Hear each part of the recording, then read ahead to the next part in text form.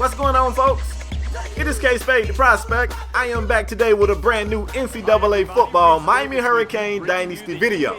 As you guys saw, we got some talent on the sidelines watching today's game, and they all are defensive backs.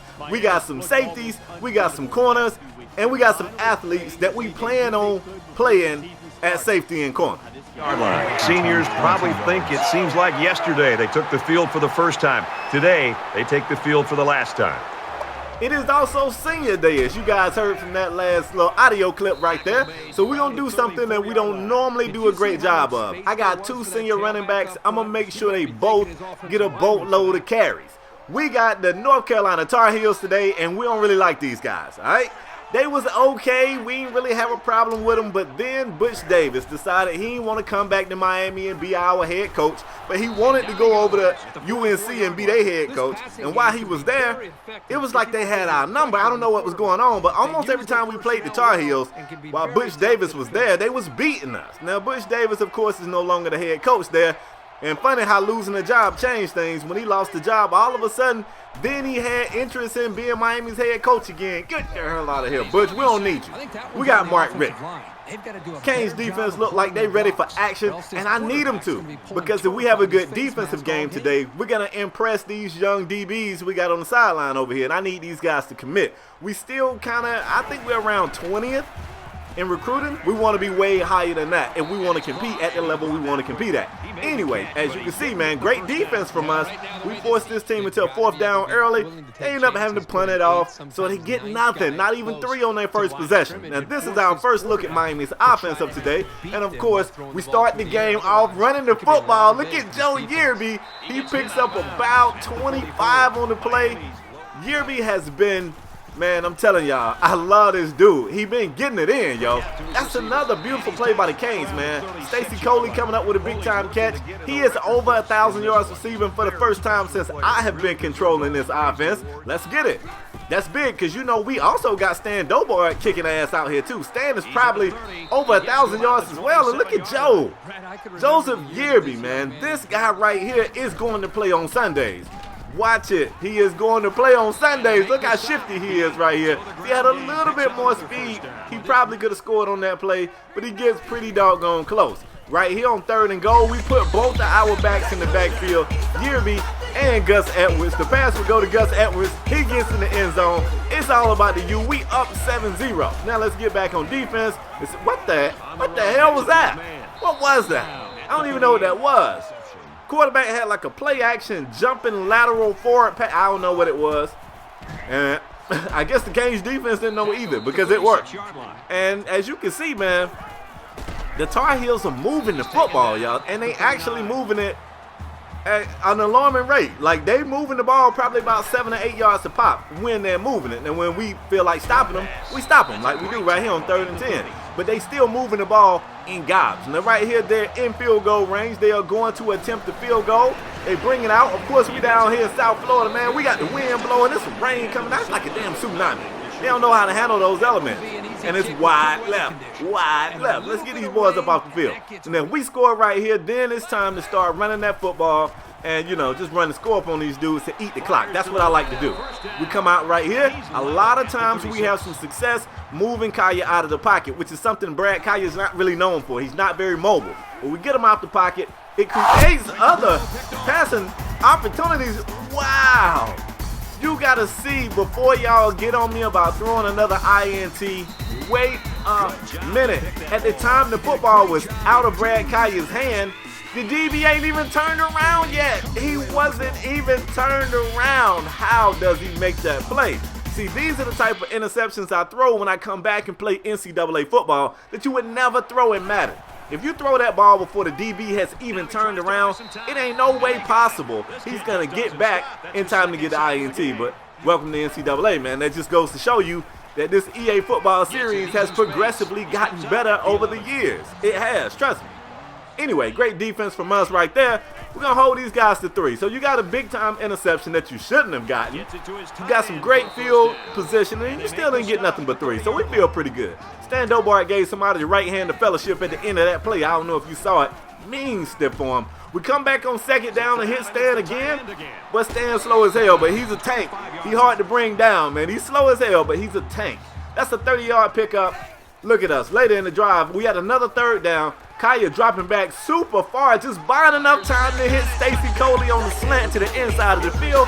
When he hits him, man, it ain't nothing you can do to stop him. Beautiful pass. And it took every bit of that time that Brad Kaya created to, let that play work. If he throw it a second earlier, it's an incomplete pass, or maybe even an INT. Who knows?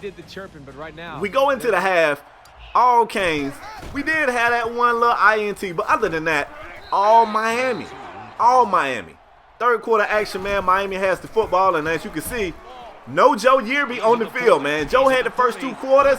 Mark Rick pulls him out, puts the Gus bus in, and the Gus bus instantly pick kids up and take their ass to school. The Gus bus just took off, and nobody could catch Gus. Wow, that's what a fresh Gus Edwards looked like. Crazy. 21-3 Miami. UNC back on the field. I think at this point they probably know they getting dropped off. I don't know if they know it or not, but they still got to fight. I mean, it's almost 2 full quarters of football left. They still got to fight. Nice little run right here. Elijah Hood is a tough running back. This guy kind of gives us a little bit of problems. He picks up 9 yards on the play right there. He kind of trucks somebody. And you see what I'm saying? He's averaging 8 yards a pop. So he's getting it in. Oh, my God. That should have been a touchdown. I'm pretty sure. I'm sure the Tar Heels QB is losing his mind right there. I'm going to say it was the rain, Some rain out here. If you ain't got the right receiver gloves, you won't be able to hold on to the pigskin. That's what I'm going to say anyway. Works for me. They still keep the drive going, though. 1st and 10. They're past midfield. Finally, the pressure gets to him. It's none other than Jermaine Grace. Jermaine been playing phenomenal for the last 2 seasons, so this ain't even news anymore. Like, when it's a sack, the coaching staff kind of be like, is it Grace? Is it 5? Yeah, it's 5. Like, we already know who it's going to be. It's either him or Chad Thomas. Anyway, they held to another field goal, so they only got 6 points on the game. Miami offense back on the field, and Mark Rick is really stunting right now, man. We got Jarvis Williams in the game. We've seen Joe Yearby. We've seen Gus Edwards. Now we're looking at Jarvis Williams. Oh, my God. Now, this one right here was Brad Kaya's fault. This was my fault. Let's call it tunnel vision. I was looking at Stacy Coley cutting across the middle of the field. I never saw 5 in the zone. He was right there the whole time. I never saw him. My bad, Kaya. That one was on me, Ham. That one was on me. And we come right back. And we should have got a pick. Like, we should have came right back and answered that INT with the INT. But we get a deflection. Better known as a drop or a sabat. But we good to go. 3rd and 10. They're going to take a shot down the field. I don't know what Corn Elder was doing. That was a cover 3 zone. Corn never let him get behind you on a cover 3 zone, fam. Never. 21-13. Maybe this game isn't over. Kaya and the Miami offense back on the field. You see Gus back in the game. No knock on Jarvis, but it's late in the game. We need some studs out here. And Gus like, just give me the rock and let me do what I do. Gus looked kind of slow too, but damn if he ain't looking. He looked good. He looked slow, but he looked good too. Big time pickup for Gus. We're going to give it to him again right here. He's going to beat everybody to the corner, dive into the pylon for his 2nd score of the day. Folks, Miami, they ain't in no trouble. It looks ugly sometimes, y'all, but we okay. 28-13. Even if the Tar Heels score at some point, they're going to need a 2-point conversion.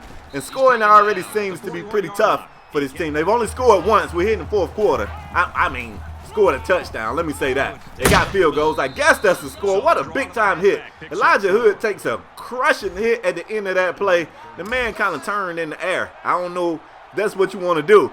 3rd and short. UNC going no huddle.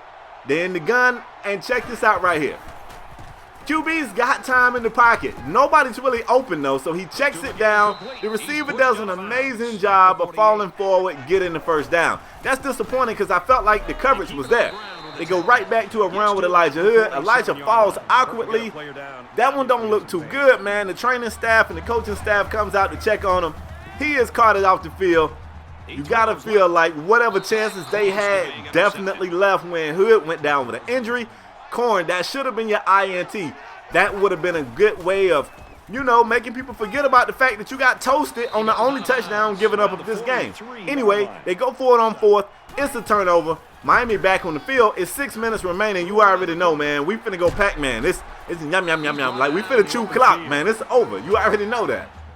3 minutes remaining. This drive has been OD long. We just running the football. Look at Jarvis Williams. He gets a block.